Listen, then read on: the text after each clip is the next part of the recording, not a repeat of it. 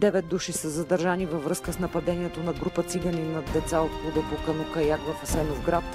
Това са всички 9, които са установени до този момент. Ако бъдат разкрити още лица, и те ще трябва да ходят в ареста, обяви главният прокурор Сотир Цацаров.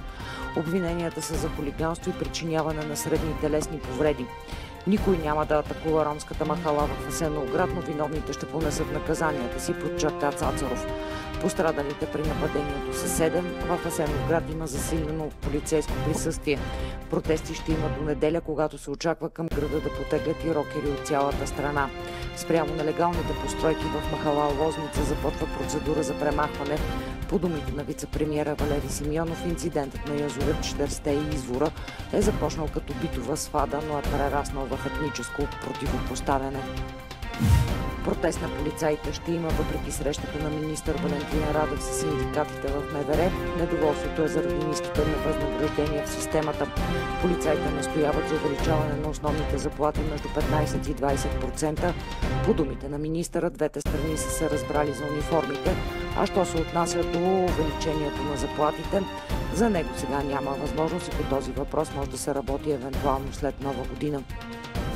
Властите в Берлин отхвърлиха искането на турския президент Реджеп Ердоган да направи обръщение към етнически турци в Германия по време на посещението си за срещата на Г-20 в Хамбург. Германският външен министър Зигмар Габриел заяви, че Берлин е получил молбата на Ердоган, но тя е била отхвърлена още преди седмици.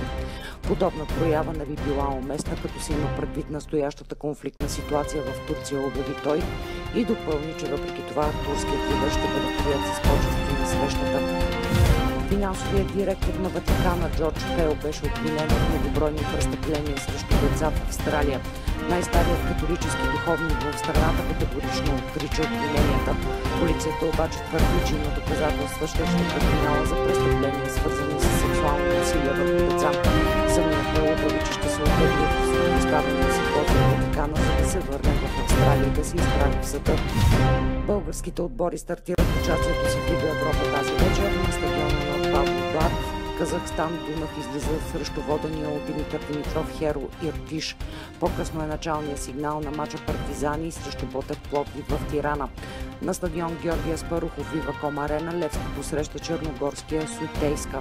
Реваншите са след седмица. На връх Петровден термометрите измериха високи стойности. Живакът скочи до 39 градуса в София. Оранжев код за опасно топло време в повечето области в страната.